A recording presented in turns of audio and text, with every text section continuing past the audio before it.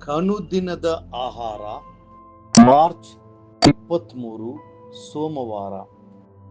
ನಾನು ಏನೂ ಅಲ್ಲದವನಾಗಿದ್ದೇನೆ. 1 ಕೊರಿಂಥ 13ನೇ ಅಧ್ಯಾಯ 2ನೇ ವಚನ. ನನಗೆ ಪ್ರವಾದನ ವರವಿದ್ದರೂ, ಎಲ್ಲ ರಹಸ್ಯಗಳು, ಸಕಲ ವಿಧವಾದ ವಿದ್ಯೆಯೂ ತಿಳಿದರೂ, ಬೆಟ್ಟಗಳನ್ನು ತೆಗೆದಿಡುವುದಕ್ಕೆ ಬೇಕಾದಷ್ಟು ನಂಬಿಕೆ ಇದ್ದರೂ, ನಾನು ಪ್ರೀತಿ ಇಲ್ಲದವನಾಗಿದ್ದರೆ ಏನೂ ಅಲ್ಲದವನಾಗಿದ್ದೇನೆ. ಪ್ರವಾದನ ವರವು ಶ್ರೇಷ್ಠವಾದ ವರವಾಗಿದೆ. ಯೇಸು ಕ್ರಿಸ್ತನು 2000 ವರ್ಷಗಳ ಹಿಂದೆ ಆತನು ಪರಲೋಕ ಆರೋಹಣವಾಗಿದ್ದರೂ, ಇಂದಿಗೂ ಸಹ ಆತನು ನಮ್ಮನ್ನು ಆದರಿಸಲು, ಉತ್ತೇಜಿಸಲು ಪ್ರವಾದನ ಸಂದೇಶಗಳ ಮೂಲಕ ಮಾತನಾಡುತ್ತಾನೆ. ಎಷ್ಟು ಸಾರಿ ಇಂಥ ಮಾತುಗಳು ನಮ್ಮ ಹೃದಯಗಳನ್ನು ಚೈತನ್ಯಪಡಿಸಿರುತ್ತವೆ.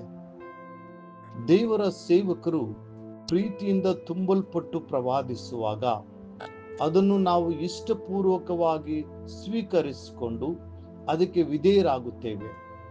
ನಾವು ಕೆಲವೊಮ್ಮೆ ಪ್ರೀತಿಯಿಂದ ತಿಳಿಸುವ ಗದರಿಸುವಿಕೆಗಳನ್ನು ಹೊಂದಿಕೊಳ್ಳುತ್ತೇವೆ.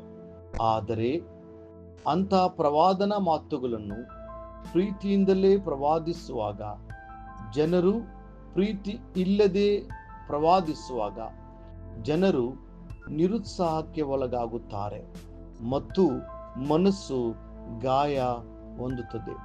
ಪ್ರೀತಿ ಇಲ್ಲದ ಸೇವೆಯು ದೀರ್ಘಕಾಲದ ಫಲವನ್ನು ಹೊಂದುವುದಿಲ್ಲ. ಅದೇ ರೀತಿ ಒಬ್ಬ ವ್ಯಕ್ತಿಯು ಬೌದ್ಧಿಕ ವರಗಳನ್ನು ಸಂಪಾದಿಸಬಹುದು. ಇತರರು ಅರ್ಥ ಮಾಡಿಕೊಳ್ಳಲು ಆಗದಂತ ಸತ್ಯವೇದದ ಆಳವಾದ ಗೂಢಾರ್ಥಗಳನ್ನು ಕಲಿತಿರಬಹುದು.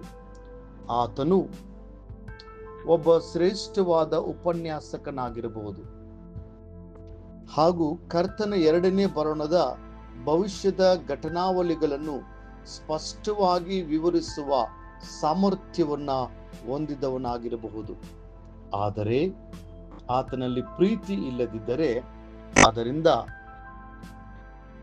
ಯಾವ ಲಾಭವೂ ಉಂಟಾಗುವುದಿಲ್ಲ. ನಾವು ದೇವರ ಮುಂದೆ ನಿಂತುಕೊಳ್ಳುವಾಗ ಎಷ್ಟು ವಿದ್ಯಾವಂತರು ಅಥವಾ ನಮಗೆ ಎಷ್ಟು ವರಗಳನ್ನು ಹೊಂದಿದ್ದೇವೆ ಎಂಬುದು ಮುಖ್ಯವಾಗುವುದಿಲ್ಲ. ನಾವು ಪ್ರೀತಿಯಿಂದ ನಡೆದುಕೊಂಡಿದ್ದೇವೆಯಾ ಎಂಬುದು ಮಾತ್ರ ಮುಖ್ಯವಾಗಿರುತ್ತದೆ.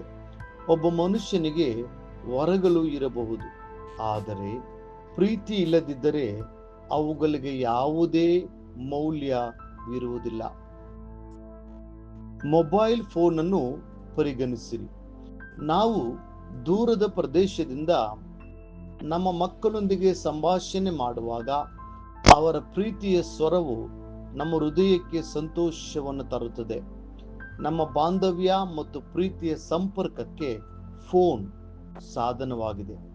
ಆದರೆ ಬ್ಯಾಟರಿಯು ಖಾಲಿಯಾದರೆ ಅದು ಯಾವ ಉಪಯೋಗಕ್ಕೂ ಬರುವುದಿಲ್ಲ. ಅದೇ ರೀತಿಯಾಗಿ ಫೋನ್ನಲ್ಲಿ ಮಾತನಾಡಿದ ಹಾಗೆ ದೇವರು ಪ್ರವಾದಿಗಳ ಮೂಲಕ ನನ್ನೊಂದಿಗೆ ಮಾತನಾಡುತ್ತಾನೆ. ಪ್ರವಾದಿಯು ದೇವರ ಮುಖವಾಣಿಯಾಗಿದ್ದಾನೆ. ಆತನು ಮುಂದೆ ಆಗುವ ಕಾರ್ಯವನ್ನು ತಿಳಿಸುತ್ತಾನೆ, ವಿಶ್ವಾಸಿಗಳನ್ನು ಬಲಪಡಿಸುತ್ತಾನೆ, ದೈವಿಕ ರಹಸ್ಯಗಳನ್ನು ಪ್ರಕಟಿಸುತ್ತಾನೆ. ಆದರೂ ಆ ಪ್ರವಾದಿಯ ಹೃದಯದಲ್ಲಿ ಪ್ರೀತಿಯೂ ಇಲ್ಲದಿದ್ದರೆ ಆತನ ವರಗಳು ಮತ್ತು ಆತನ ಸೇವೆಯು ಎಲ್ಲವೂ ಬರಿದಾಗಿರುತ್ತದೆ.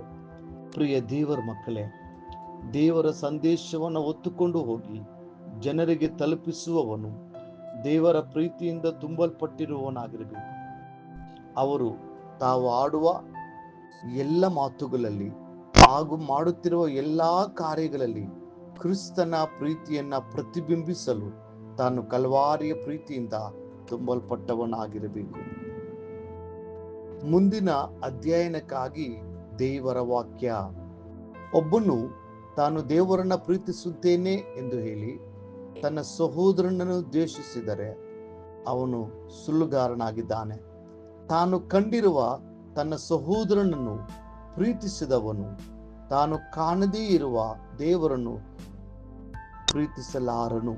1 ಯೋಹಾನ 4ನೇ ಅಧ್ಯಾಯ 20ನೇ ವಚನ. ಈ ದಿನ ಓದುವ ದೇವರ ವಾಕ್ಯ: ಮುಂಜಾನೆ ಯೆಹೋಶುವನು 13, 14, 15 ಅಧ್ಯಾಯಗಳು. ಸಂಜೆ ಲೂಕನು ಬರೆದ ಸುವಾರ್ತೆ 1ನೇ ಅಧ್ಯಾಯ 57ರಿಂದ 80 ವಚನಗಳು. ದೇವರು ನಿಮ್ಮನ್ನು ಆಶೀರ್ವದಿಸಿ ನಡೆಸಲಿ.